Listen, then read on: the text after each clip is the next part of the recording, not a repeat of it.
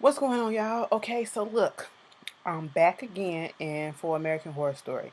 And I just wanted to do this separately because I just had some things I want to say about it that I don't know, my issues with this season. And I'm thankful that this season is over with because to me, this probably one of the lackluster seasons for me. Coven was kind of like everything, and I liked the previous seasons, but Coven kind of eclipsed a lot of stuff, and really got a lot more people into it. But this season it had people turning back in because they thought it was going to be, up on the par of that. But I don't know, like Freak Show was okay, but it wasn't one of the seasons that I would, you know, readily go to. And it started off good. You had the suspense with Twisty the Clown and his character and everything. But then after like the third or fourth episode, they killed him off, and it was like, girl, what? And then Dandy became the focus over that on that spectrum, and I'm like, I don't like him. They should have killed Dandy off, but it is what it is. Earlier in the show, and they saying now that season 5 will be so much more better, and it's going into a different direction. And on one of the episodes, I think Mordrick or somebody had a cup with a top hat on it, and that's a clue as to what direction season 5 is going to be going into. I don't know what that means. If y'all have any predictions about how season 5 will go, put it down in the comments. I would like to read them. And I really want y'all opinions on this whole season as a whole. How did you like it? How would have rather it turned out? And we just saw the season finale this past Wednesday, and it just felt so cramped. You know what I'm saying? It felt like they cramped everything together, and they was like hastily trying to close up loose ends and end the storylines or whatever. And I hate it when they do the going forward into time and whatever. It just irked me. So at the end of the last week's episode, the camp, first of all, Jimmy got out. They broke Jimmy out. He was held up in, the last time I spoke about it was probably 2 episodes ago when Dale got killed. Elsa found out that Dale killed Mama T, her favorite, and, killed him. And they broke Jimmy out. Jimmy is in this barn type area, and he didn't want Maggie, who was finally, after all this time, finally realized what that girl name was. Maggie. I think that's her name. We gonna call her Maggie, Emma Roberts' character. Wanted her to, take care of him, but he didn't want her because he was over her and her shit, and the fact that she played a role in, you know, uh, um, playing the camp, playing everybody against everybody, coming in, and she was a con artist with old boy. And we have Neil Patrick Harris character Chester, who at the time he brought into the camp, the carnival, and he wanted to do this magic trick. Now he went to war. He got injured. They put a metal plate in his head, and ever since then he hasn't been right since. He has this doll Marjorie that's around, that's he talked to as if it's a lie and want to blame a lot of stuff like it's his subconscious or his other personality, and he blames a lot of stuff on her. Like while he was in the war, his wife cheated on him with another woman, and at one point in time they was going to try to do a threesome, but all he did was sit there and watch with the doll. And then we get another scene where the doll is killing both the women and bashing the woman's face in, either his wife or the lover's face in. And then we get on the next episode, we see that it was really, of course we know it was really Chester, Neil Patrick Harris doing it. And the twins was just flashing and throwing their vaginas out there. um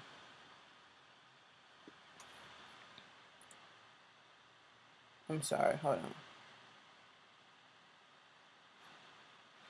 Flashing their vaginas out there, just trying to get, well, they vagina, forget, trying to get to the highest bidder. Okay, and then Chester, he the one that got it and took it. And last week's episode opened up with them riding him, and it was just so. I'm into a lot of stuff, and I've seen a lot of stuff, but that was not a turn on at all. Both they, oh no, it was just so awkward. It was so weird.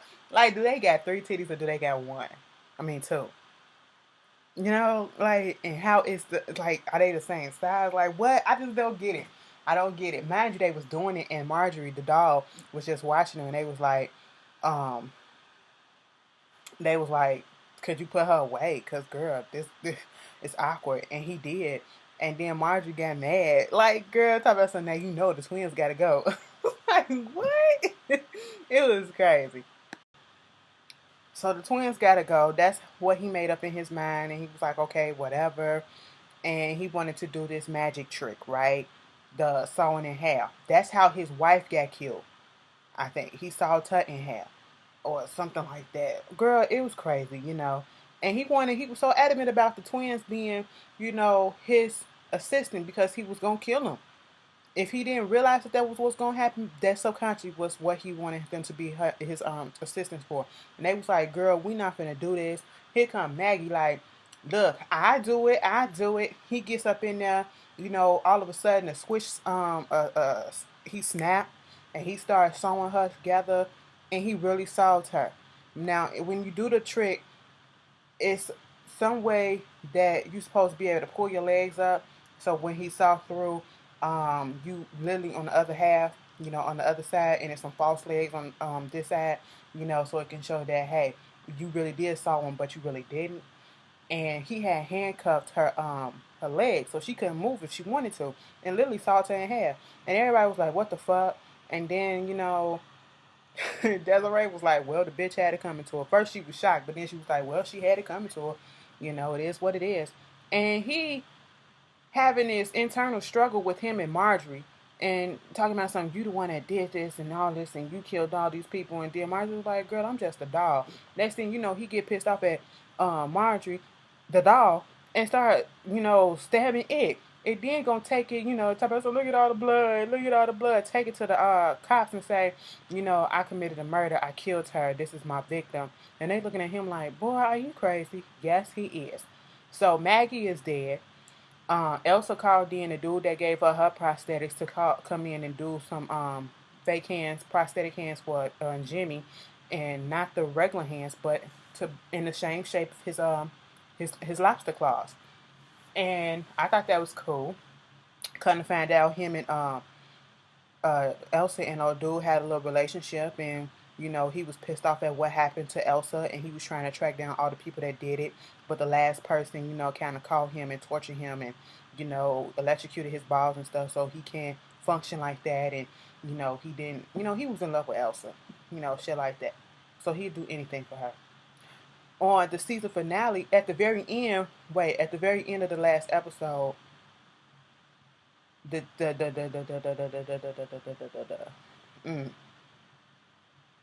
monsters, the freaks, they realized that, hey, Elsa is a bitch. Elsa gonna try to get rid of us. We need to kill her because she up to no goddamn good. She can't be trusted. And the twins went and told Elsa what was going on. So Elsa was like, okay, y'all gonna try to kill me. I got something for your ass. She went to Dandy and sold the whole carnival to Dandy. Of all fucking crazy ass people. Girl, if it's a lag in this video, I apologize. My camera just been on some bullshit. I think it's because it's kind of hot, so But I just want to get this video out, so I apologize. But anyway, which moves us to this episode, to the season finale. Elsa's gone. She's gone to Hollywood. Before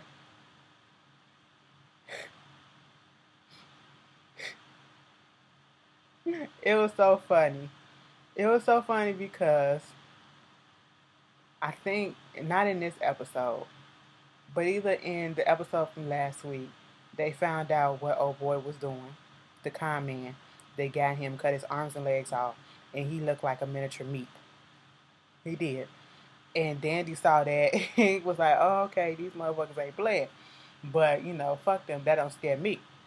So, in this episode, Dandy got them putting up a sign or whatever, talking about the carnival is open and come see him, and he got his name on the bill, and he's practicing the show, and all this stuff. And then he asking them how many tickets had they sold, and they was like, man, we just put them up in 30 minutes ago. We ain't sold nothing. So he pissed off about that. And the dude with the arms or whatever, the little arms or whatever, they all got pissed off at Dandy and read him his rights. Like, girl, don't nobody want to come see you. You ain't no freak. You a regular person. You boring as fuck. You can't sing. You this, you that, and just got him all up in his feelings. Now, when people go against Dandy, that's when he get in his feelings. Okay, and we're gonna skip some stuff. Basically, the first half of this season finale was Dandy sitting up in his mirror, put his blush and eyeshadow and lipstick and eyeliner and all that stuff on, making sure all the hair on his hair is nothing is sticking up. He's freshly made up. His suit is pressed and he's all to the nines. Okay, he had his face beat. He beat his own face, and that motherfucker went from campground to tent and shot everybody. Shot everybody. I said, you gotta be kidding me. And then he was up in Desiree trailer and she was hiding up in one of her closets and he couldn't find her. But then all of a sudden the strong woman came out there and he was almost about to find her in their closet. And then that's when the strong woman came in there with an axe and was trying to kill him and they was fighting or whatever. And I was like, oh, she gonna get him. She gonna get him. Crush his skull. Crush his skull. Girl, she done let him get the upper hand while they struggling on the floor and he done got the gun and shot her ass. I said, ain't that some shit? So in the midst of them tussling and shit, at least Desiree was able to, get out the closet and hide somewhere else. Dandy pissed the fuck off. Mind you, Jimmy, he ain't even there, so he don't know what's going on. He come during the aftermath because Dandy leaves. He comes during the aftermath to see everybody just dead. He got all the people, including the big girl, into the main tent where they do the shows that just line up from the stage down the aisle. I said this don't make no sense, and it irked me so much. I said, Dandy, so you paid all this money just to kill these people off, and then you have the twins. Dandy is at his home with the twins as we fast forward. Obviously, they had to fast forward, and they're in his little room performing this little wedding ceremony to Bet. Dot ain't here for him. Bet acting like, you my one true love, and I just love you so much, husband, and yada yada yada. I do. And then Dandy started talking about when we have sex or whatever, you got to get into it too because I like when people is into it or whatever. Dot is like, bitch, you could do whatever the fuck you want to. I already learned how to make it that I'm not there and I'm not there with y'all or whatever. I said, oops. So he really wasn't here for that. He's not here for Dot, but he's slowly trying to think that he gonna make her love him. So they sitting at the table and he eating his food and he drinking his stuff and next thing he feeling some type of way, feeling funny. Desiree come out as the cook. She's sitting down at the table, kind of fat. She was like, he was like, you don't know your place. You don't sit here and eat with us. And she opened up her shirt like, ooh, 3 titties. Yeah, bitch, I'm here. And he was like, what the fuck is going on? Bet and Dot was like, you really thought we loved your ass? You really thought you was gonna get away with all this bullshit that you did? They basically drugged his ass, brought him back to the motherfucking carnival, put him in the Houdini water tank, trying to get out with the handcuffs and stuff, and basically had him in there and was like, you want to be a part of the show, now you're a part of your show, go ahead and try to escape or whatever. But they had him chained up so he was not going to get out regardless of what he did. And he was like, I got this money, I got this, come on, Bet, you love me. Bet was like, bitch, I don't love you. Now Bet is the little slow one. She was like, girl, I hate you. You killed all the family that we had. We was finally able to make friends, people that loved us for us, and you killed them all. And he kept on telling us, I got money and I can do this. And he was like, all your money in the world ain't shit. Okay, so fuck your money. And let's see, can you get out of this shit? Jimmy, Desiree, and Dot and Bet sat there, pulled out some popcorn and watched this motherfucker drown. And he was up in there like, I'm a God. I'm just doing what God told me to do. This is what God put me on earth to do. So how can you try to kill me? I can't die. I'm immortal. I'm like, girl, please. You literally did. And that drowning said otherwise, okay? And for me, it just felt like they killed him off a little bit too easy. Like, torture him. He just went around and did all this shit. For him to do all this shit this whole season, for him to just drown like that, I just felt like, they could have did a little bit better with him dying like that. But over that, then we move on to Elsa. Elsa is in Hollywood waiting to meet this executive for WN, some network or whatever, and the president. And apparently she been there a few days. And like the receptionist was getting smart with him, was like I said before, you have to have an appointment. You didn't have an appointment the day before. You didn't have the appointment the day before that. So, it is what it is. Elsa was sitting there the whole day. And then everybody was leaving out. And she was like, I ain't see the dude, the president. And the receptionist was like, because he left out the back, because your crazy ass is out here. And then Elsa got pissed the fuck off, and they was about to start fighting. And she was like, security, get this bitch out of here, and all this stuff, and yada, yada, yada. And then this guy comes out and was like, leave her alone. Ma'am, are you okay? And because Elsa had a breakdown, like, you lying, why y'all doing this? Like, she just sees everything falling apart. And he was like, what's your name? I'm Elsa. And then all of a sudden there was this connection because he was German, she was German. He's the vice president of the company. And she was like, Nazi are you? He was like, nah, girl. And then they just had this instant connection. And, it was like, nah, to the receptionist. That's basically what Elsa was like, nah, bitch, what? But she, I guess, along the line, some years along the line, she wound up getting married to this dude. She wound up getting her television special, getting some music out, 3 albums that went gold, 3 or 4 albums that went gold, a couple of Emmy Awards and all this stuff. And she got married to the young boy. And they wanted her to perform on Halloween. She didn't want to do that. Because y'all know the story about Mordrake, coming in and, taking, a life or whatever or so. And they was like, we already got these specials lined up. You have to do it. She was like, bitch, just because, you helped me get on, this is my shit. And the biggest mistake I made was marrying your dumb ass. How dare you try to tell me what I'm going to do? And then you get this guy comes in. Of course, like the paparazzi do, they dig up dirt on your ass. And, people want to take you down. There was a tape that was floating around of her and what happened to her and her legs getting cut off and, the shit that she used to do in her past life. So now the station wants no dealings with her. Her show's about to get canceled. Everything is about to get taken away from that she just got. Okay? And so now she got a taste of the little fame, the upside of fame. Now you getting a taste of the downside. So she was like, okay, fuck it. You want to take this away from me? We're going to do the thing on Halloween. And, they was like, so you did this carnival.